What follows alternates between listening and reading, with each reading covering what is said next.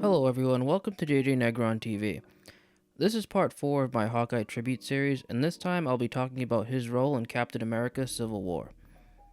Hawkeye's role in this film is small, but it's certainly not insignificant, especially when it comes to some of the major set pieces that we see him in. Captain America Civil War takes place after the events of Avengers Age of Ultron, and by this point the Avengers have established themselves as a major force in the world. But in the eyes of some people, they are not necessarily a force for good. Whether it's the events of Sokovia or Washington, D.C., or the Chitauri invasion of New York, it seems like everywhere they go, they leave a trail of destruction in their wake. Of course, they ultimately end up saving the world in each situation, but many innocent people are usually killed in the process.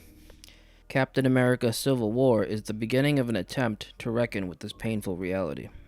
Right away, this idea is illustrated in the opening scene during the events in Lagos. In this scene, a bomb is detonated near Captain America, and Wanda Maximoff uses her magic to save him, along with several innocent bystanders, by levitating the bomb up in the air away from the scene. However, in the process, she inadvertently moves the bomb towards an occupied building, killing 26 people.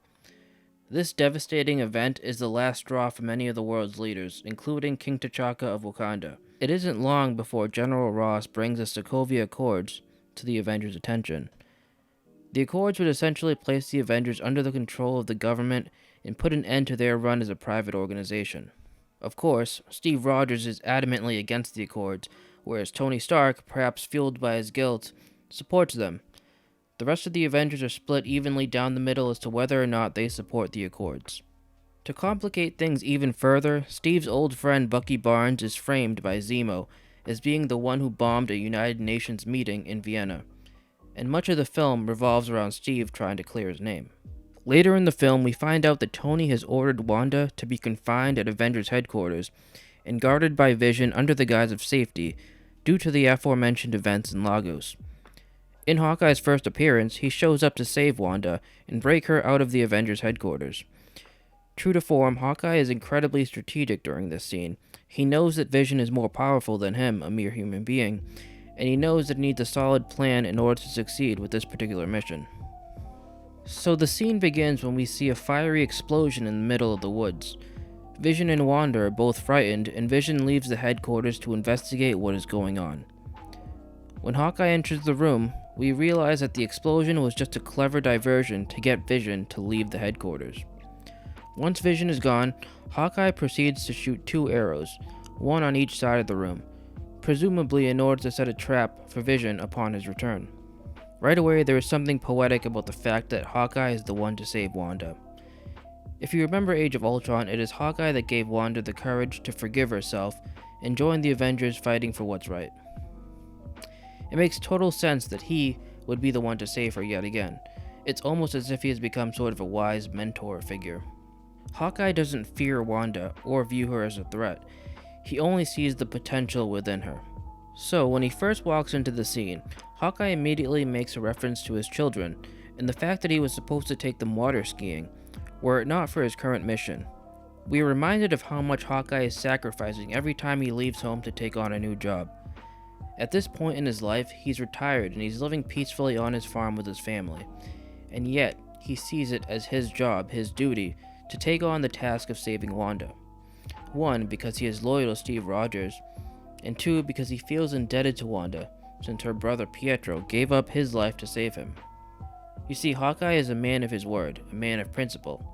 When Captain America needs his help, there is no way he's going to turn him down. As we proceed with this scene, Vision returns and he falls right into Hawkeye's trap when he enters an electric force field coming from Hawkeye's 2 arrows. Again, his mental sharpness is on full display here because he knows he cannot physically beat Vision, so instead he has to outwit him. As Hawkeye heads for the door, he realizes that Wanda is trailing behind. She's afraid to go on because she doesn't want to hurt more people. Again, Hawkeye has to give her a pep talk in order to inspire her to move forward and possibly redeem herself. One of the things I love about Hawkeye is that he sees the good in people, even those that have made mistakes. After a brief scuffle with Vision, Hawkeye is outmatched, and it is up to Wanda to contain Vision, as she uses her magic to imprison him underground. I really loved Hawkeye's role during the entire airport sequence. As I said before, Captain America calls Hawkeye out of retirement to help out with his mission to bring down the other Winter Soldiers. Being a man of deep loyalty, Hawkeye agrees to be on Team Cap. At the airport, Hawkeye starts off the whole showdown by using one of his arrows to break the webbing around Captain America's wrists. After this, full chaos ensues between Team Cap and Team Iron Man. In the midst of the chaos, Hawkeye and Wanda are seen trying to make their way to the Quinjet when they are stopped by Iron Man. Once again, Hawkeye has to use his wits to overcome a much more powerful enemy. Hawkeye fires off several bomb arrows to provide a distraction so that Wanda can use her magic to pull cars out of the parking garage and pile them on top of Iron Man. I love that the Russo brothers found a creative way to utilize Hawkeye and have him interact with other characters in interesting ways. There is one really cool shot in particular where Hawkeye places AntMan on the tip of one of his arrows and fires it towards Iron Man. As the arrows explode, AntMan jumps off of the arrow and into the Iron Man suit. While he's in the suit, AntMan unplugs several important wires and disables some of the key functions of the suit. In a film that otherwise tries to be grounded and realistic, I enjoyed how visually inventive this particular shot was. After the showdown, Hawkeye and the rest of Team Cap are placed in a high-tech prison known as the Raft. When Tony walks in, Hawkeye sarcastically begins clapping his hands, calling Tony the Futurist, and ironically saying he knows what's best for you.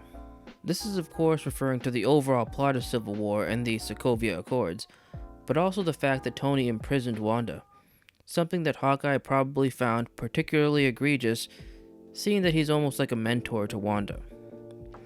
Hawkeye could also be alluding to his long history with Tony, who he's known since at least the first Avengers movie. You see, Tony's stance in Civil War has long been foreshadowed in other MCU films. Tony has always tried to maintain control of his situation to the extent that he created Ultron to put a suit of armor around the world. Tony ultimately has good intentions, but his weakness is his inability to handle chaos, perhaps due to his guilt and trauma from the past. Hawkeye has seen all of this firsthand, and it may be one of the many reasons he decided to join Team Cap. Alright everyone, that's it for now. Please like and subscribe, and I'll see you in the next one.